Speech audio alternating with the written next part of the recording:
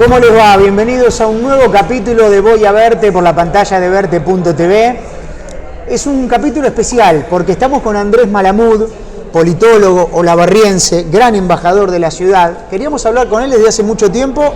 El domingo que viene son las elecciones. Te enganchamos justo, Andrés. Gracias por esta entrevista. Este viaje no pude ir a Olavarría, así que Olavarría vino a mí. Bueno, sí. Mucho la oportunidad. En cierto modo sí. Bueno, estás muy solicitado. Leí la nota en Infobae ayer. Te acaban de sacar al aire en Radio Mitre. ¿Sentís la presión de decir, che, importa lo que digo? ¿Me están escuchando? ¿Se siente esa presión o no? Es una linda pregunta. Antes no. Antes es gratificante que te quieran escuchar.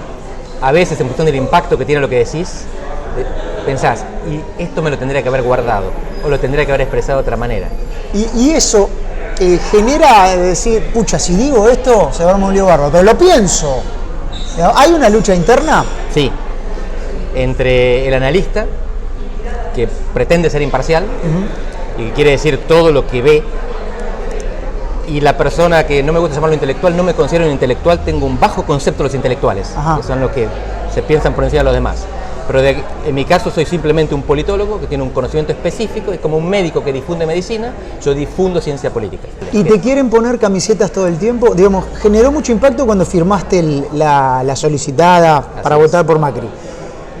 ¿Te quieren poner la camiseta todo el tiempo? Digamos, ya a partir de esa firma, ¿crees ya que te escuchan de diferente manera? Sí, la camiseta me la puse yo. Claro. No puedo culpar a nadie. No, por supuesto. La cuestión es que uno tiene diversos sombreros. Si vos sos funcionario público y sos padre, como padre tenés que defender a tu hijo, tenés que protegerlo. Pero si lo contratás en el Estado, no estás siendo buen funcionario público. Y quizás ni siquiera buen padre. Entonces, un padre que no contrata a su hijo, si no es por concurso, está haciendo lo que corresponde como funcionario. Aquí pasa lo mismo. Cuando yo analizo, no corresponde a que haga radicalismo. Claro. Mí mismo. Y si vos lees las cosas que escribo, las cosas que digo, vas a encontrar muchos más palos para el radicalismo probablemente que por otra parte. Como me siento con confianza y autoridad para criticarlo. Me cuido más de criticar a otros que no son radicales que a mi propio partido. Que cuando firmo la solicitada, declaro mi voto como ciudadano. Cuando analizo, me pongo el sombrero de politólogo y si los que yo quiero hacen las cosas que a mí no me gustan, que el análisis politológico indica que no es correcto, que te lleva a tales consecuencias que son diferentes a las que ellos planean, mi deber ético es decirlo. Pero son dos responsabilidades, dos éticas diferentes, que no son contradictorias. Los politólogos desde hace mucho tiempo estudian la diferencia entre la ética y la convicción, que es individual, y la ética y la responsabilidad, que es colectiva. Un religioso tiene que hacer el bien sin importar las consecuencias y decir la verdad aunque genere problemas. Un político tiene que pensar en las consecuencias y tiene que ensuciarse las manos para que a los demás, a los que no tienen la posibilidad de ensuciarse las manos, les puede ir mejor en la vida. De hecho, en la nota de Infobae dejaste para mí un gran título, que no te lo tomaron como título. Dijiste, ni Cristina es tan populista, ni Macri es tan republicana. Eso para mí es un titulazo. Y no te lo tomaron como tal. Eso hubieran criticado mucho los que condenan a todo lo mismo. A los que dicen que todo lo mismo. No es todo lo mismo. Pero si uno mira el mundo, la grieta es omnipresente. Claro, está en todos lados. Sebastián Piñera dijo ayer en Chile, hay una guerra, estamos en guerra, es una locura eso. Yo creo que en Chile eso se va a moderar. Pero mientras tanto, esa es la imagen que da Bolsonaro, Trump, el Brexit. Barcelona está incendiada, los chalecos amarillos incendiaron París. El mundo está muy turbulento. Si comparamos la grieta argentina con la turbulencia mundial, somos mucho más calmos de lo que uno mismo piensa. En Colombia y en México, todos los días hay periodistas y activistas muertos, asesinados. En Argentina no. Y si no marcamos esa diferencia, no estamos haciendo buen análisis. Por más que se odien, por más que Alberto y Macri se detesten, ayer no se fueron a las manos. En otros países se pegan y se matan. ¿Y a quién se sube a ese discurso que, así como lo analizás vos, seguramente también lo deben analizar? ¿Quién se sube y por qué? ¿Por qué nos autoflagelamos tanto? ¿Por qué decimos Chile es un país casi de primer mundo y ahora con lo que está pasando nos damos cuenta de que tienen los mismos problemas que nosotros? Bueno, o más.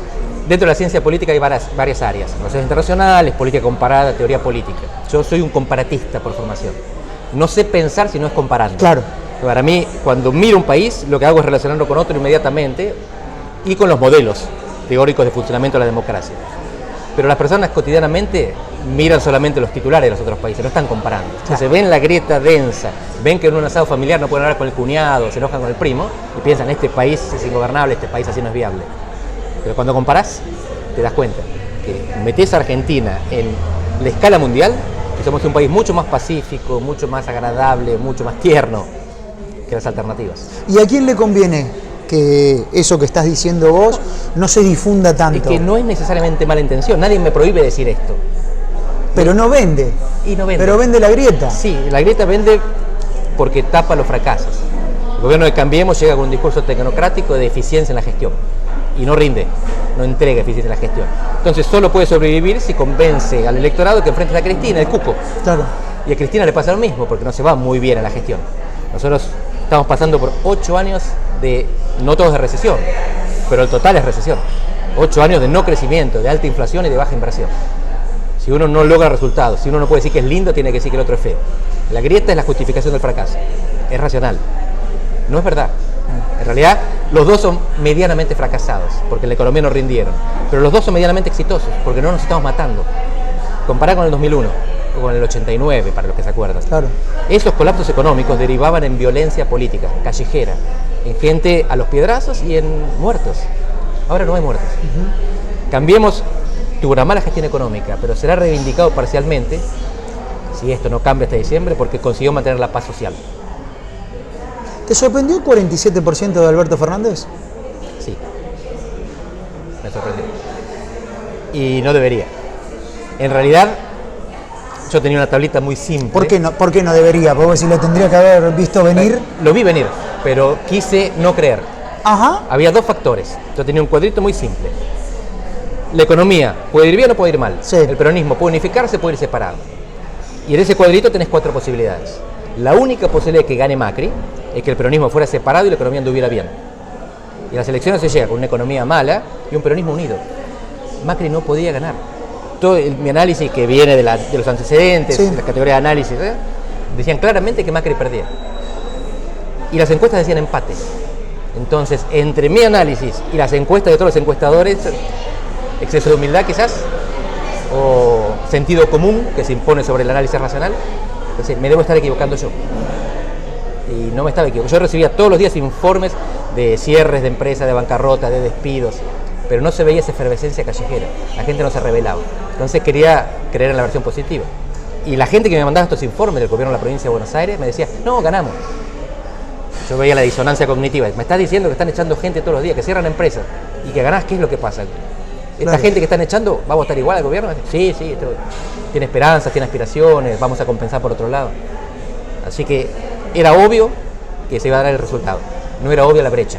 El 17% nadie lo previó. ¿Cómo crees, Andrés, que manejó el presidente el día después? El día después, pésimamente mal. A partir de entonces fue mejorando. Y hoy está haciendo una campaña que nadie le creía. Es una campaña que me dicen lo forzó el radicalismo a hacer. ¿Por qué? Porque el radicalismo tiene el lomo curtido de derrotas electorales. Un partido que tiene un siglo de victorias y derrotas, más de un siglo.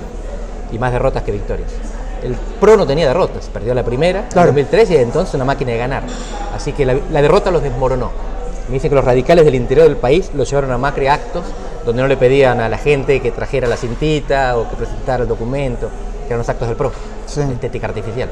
Los llevaron y le dieron el baño a multitudes en provincias amables para el gobierno como Córdoba. Y a partir de ahí, Macri se revitalizó.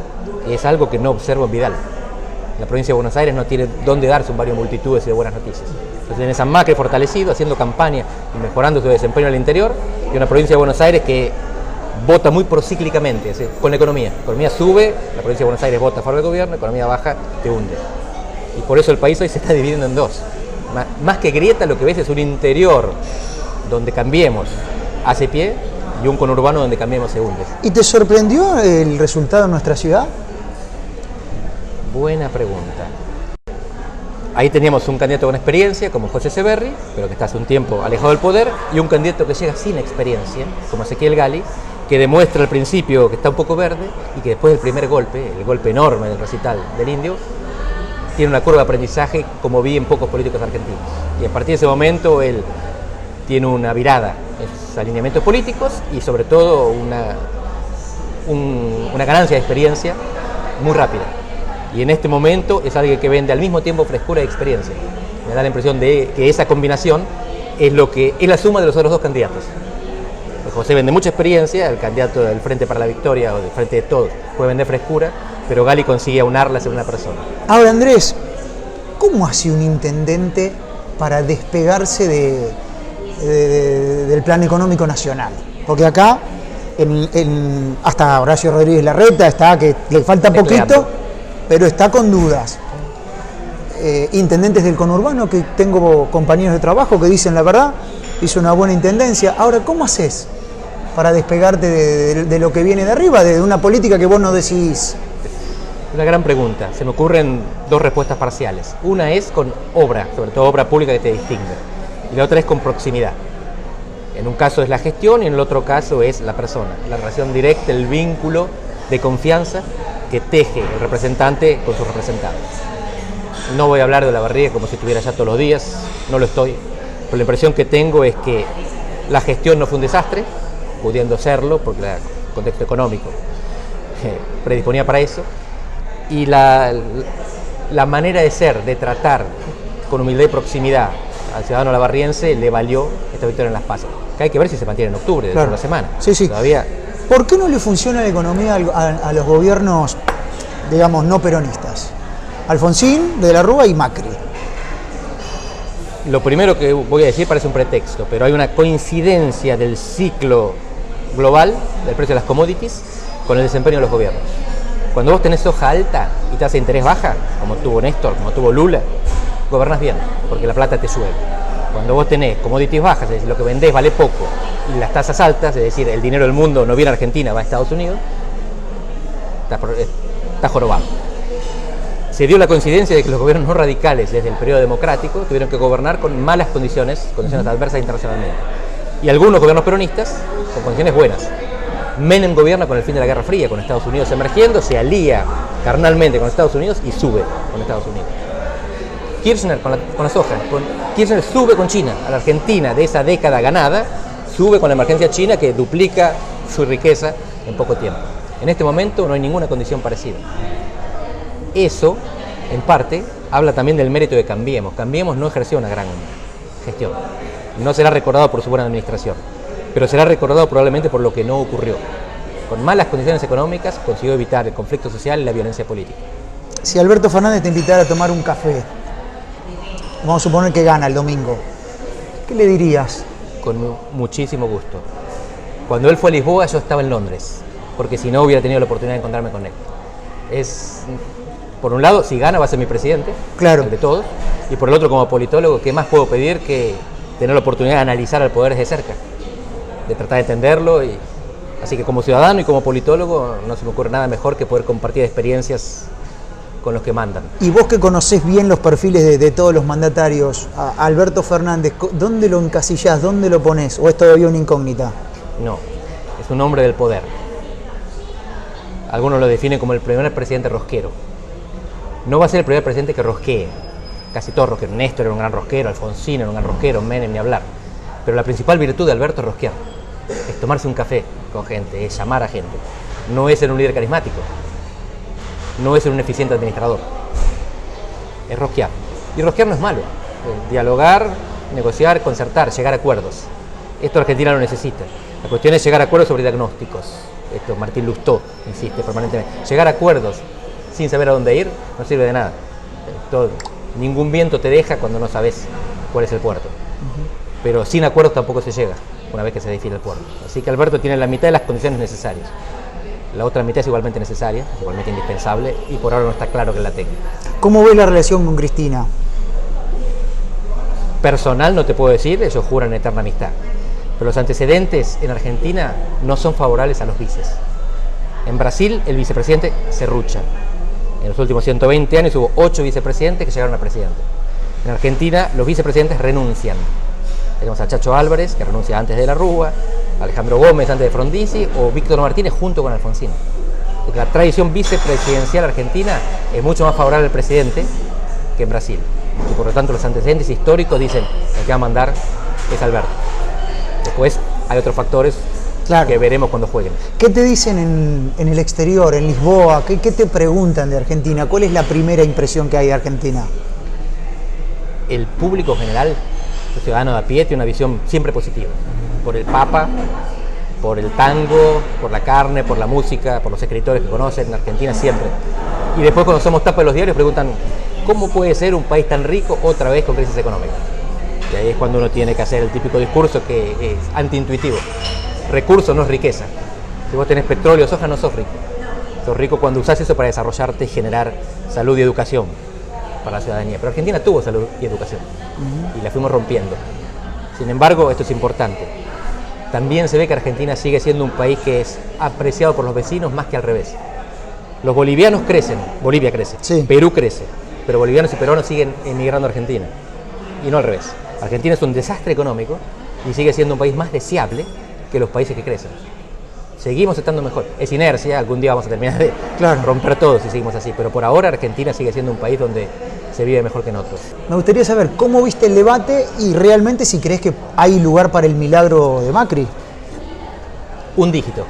O sea, la experiencia que tenemos los politólogos con la reversión del resultado donde gana uno en la primera vuelta y otro en la segunda, aunque esto sea paso y primera vuelta, es que con esta brecha, 17%, el 15% y 20%, está cerca del 3%.